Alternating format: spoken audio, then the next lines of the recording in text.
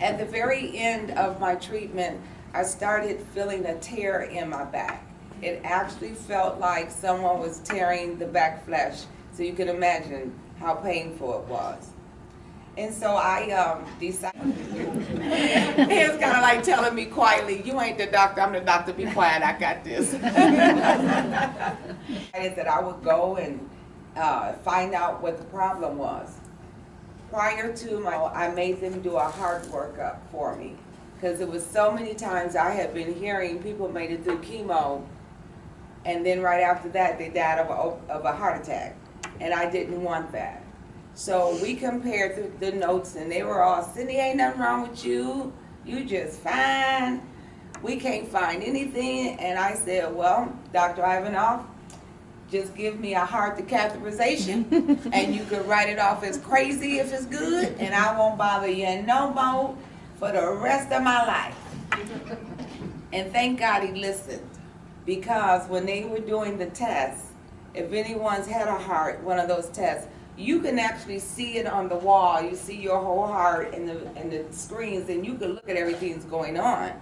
And my question was, why was the blood going backwards out of the first ventricle instead of going to the first to the second? And that's when he told me to shut up.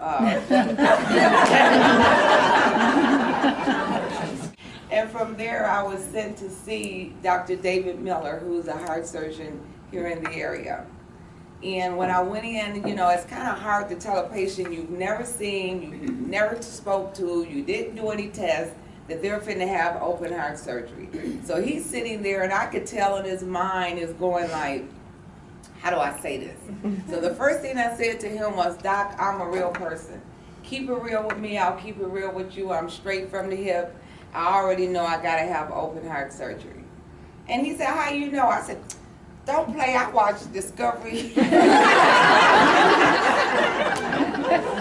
And I done seen this surgery 2-3 times. I know exactly what you're gonna do, and I'm good. And he said, I think you need to quit watching TV because you think you're a doctor. So we did the surgery, and I knew what I needed to do. That was the advantage of me seeing the surgery, was that I knew. First thing was breathe and get off that heart-lung machine ASAP. And secondly, make sure my wig was still on my head.